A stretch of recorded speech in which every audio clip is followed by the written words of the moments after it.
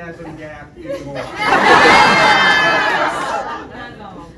Good morning, everybody. Good morning. It is good to be here with other Democratic leaders in our state to show our enthusiasm for Vice President Kamala Harris and her campaign to become the next President of the United States.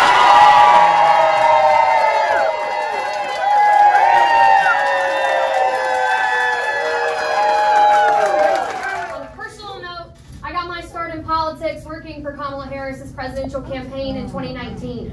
I knocked on doors in rural Iowa and got to share the message of why I believe that she would be an incredible president. And I've carried that belief and conviction with me ever since. And I'm incredibly moved and thrilled that we get to stand up in November and elect the first woman president of the United States.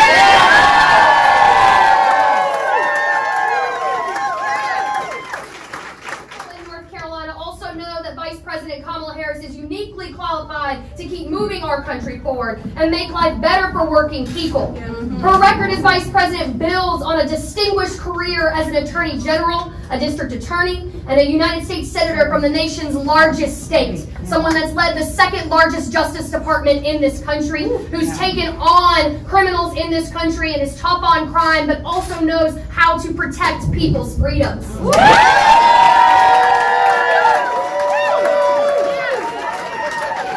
Supercharged our economy and uplifted millions of working people. There's a reason why manufacturing jobs are coming back to North Carolina.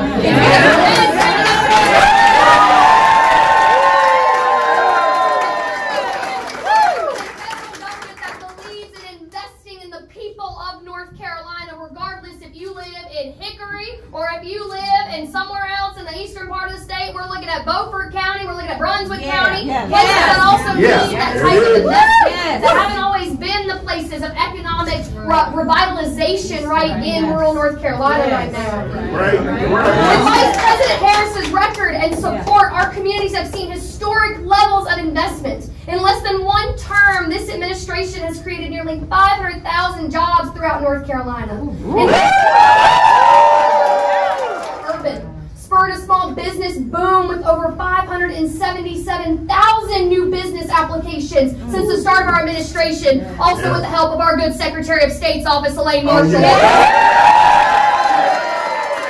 And more in North Carolina, including a new Wolfspeed semiconductor factory and VinFast electric vehicle plant in Chatham County, where we're going to be later today talking with more young folks about electing the Vice President.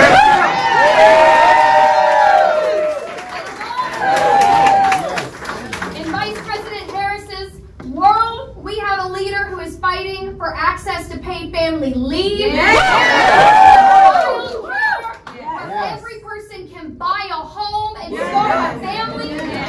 No child has to grow up in poverty. She will build and strengthen our middle class because she knows that when the working class is strong, North Carolina is strong, and America is strong.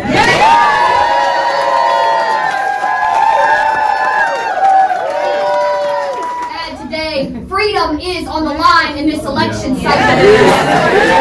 During his first term, Trump's failed trickle-down policies gave huge tax breaks to billionaires and big corporations. Trump gutted labor laws and appointed anti-union judges and labor relation board members and left our economy in complete shambles. Under Trump, North Carolina lost 8,800 manufacturing jobs, sent jobs overseas, and saw auto factories close. Given the chance, Trump's Project 2025 agenda would weaken the middle class and would make working families pay that cost. I encourage everyone across North Carolina to meet this moment and help us get involved. You can go to ncdp.org today and make sure that you are signing up, volunteering, and helping us across our state. I am so honored to pass our mic now to someone who has been a true champion for reproductive freedom in our state legislature this year, someone who is a true fighter herself, Senator Natalie Murdock, everybody.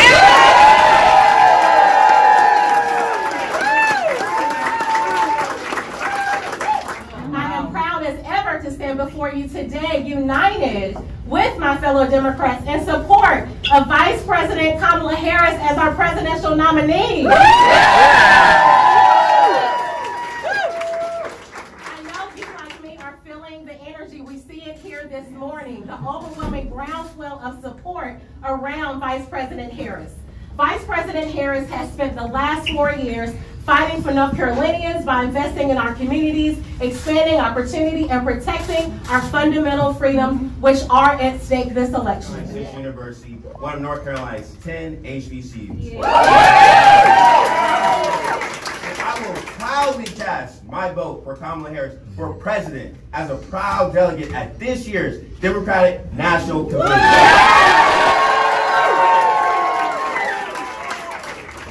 We emerged from that conversation unanimously voting to pledge our support for Vice President Harris, who is the best person to unite our country and beat Donald Trump and his extreme Project 2025. Democrats president. I'm honored to be here today to amplify the voices of young North Carolinians across our state who are feeling the same way I am. Energized and ready to get out there and elect Kamala Harris.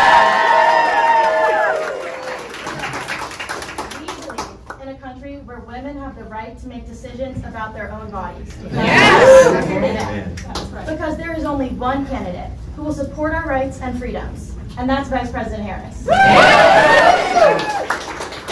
President Harris has spent her life fighting for women, from her time as a courtroom prosecutor taking on sexual assault cases, to defending reproductive health care providers from violence as Attorney General, to fighting for reproductive rights and Black maternal health as a U.S. Senator. As Vice President, Kamala Harris has led the administration's response to Trump's overturning of Roe v. Wade, supporting President Biden's 3 executive orders to protect reproductive health care access, and traveling the country to galvanize leaders in the fight for reproductive rights. Yes. All right.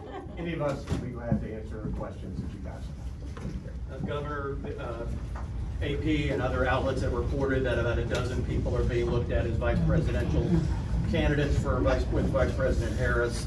You're listed among the 12, and that the that there's been a request for documents from these various candidates. Have you received a request for vetting documents, and what does that say about, their interest in having you? Well, first, there are a lot of good people that she can choose as her vice presidential nominee.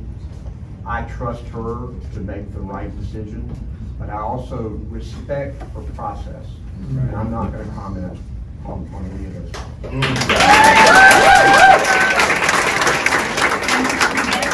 Anyway, this is a Harris campaign event. Why do you think you would want to be part of her ticket as her running mate, and what do you think of JD?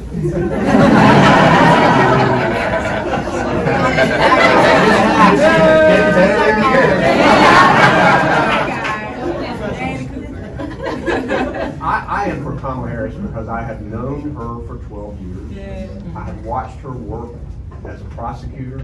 I've watched her work protecting consumers. I've watched her work in the United States Senate. We used to talk about judicial nominees that Trump would make from North Carolina. And she called me for my advice on that. She is going to make a great president, but she's also going to make a great presidential candidate. There are a lot of people that she can choose. She's going to make the right choice. I just want her to choose the person that gives her the best chance to win. And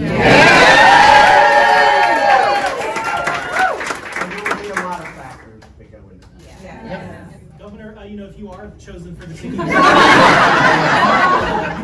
up against J.D. Vance. Your thoughts on him in particular? Well, it's pretty clear that Donald Trump chose someone in his own image. Sort of a mini-me. When you look at someone who supports an abortion ban across the board with no exceptions, some of the tapes that have come out on him talking about childless parents. Those kinds of things are not going to play well in North Carolina or anywhere across the country. Have you had any conversations with your family about this? I respect my family process. This is not a question about the vice president. One of the other provisions in Project 2025 is to all but abolish NOAA. You are the face of hurricane preparedness every year in North Carolina. Can you tell us a little bit about what that would mean? A stunning proposal, particularly in the face of climate change. Storms are getting more ferocious. Right. This Donald Trump would be a president once again, because we went through this with him before, who would weaken our preparedness, would weaken our resilience, would fight climate change. We won't fight climate change. We will fight provisions that fight climate change in every step. That's one of the reasons we've got to defeat him. I noticed on Sunday when you put out your statement thanking President Biden, it didn't include an endorsement yet, and the endorsement came very quickly after that. Were you surprised by the groundswell of support, or how quickly this all seemed to take shape? You know, I wanted this moment to be about my friend Joe Biden. He called me Sunday afternoon, shortly after he made the announcement. We had a conversation. I told him that he had cemented his legacy. He is such a man of character. I got to know his son, Bo, very well. When Bo was Attorney General, I visited with Bo and the then Vice President at the time. So I know he's in this because he cares about people. And I think he had two things that are positive that were running through his mind. One is fighting through adversity, and the other is doing the right thing. Yes. And 99.9% of the time, doing the right thing is fighting through adversity. Yes. But he had come to the conclusion, and I think most people believe that it was the right conclusion, that this time fighting through the adversity was not the right thing, but the right thing to do was what he actually did. And so I think that he deserves a lot of credit.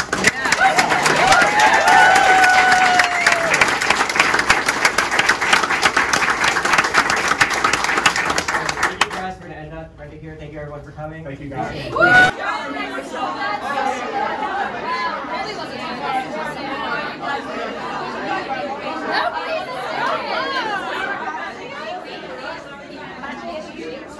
There's a frog pop Here, we're gonna photo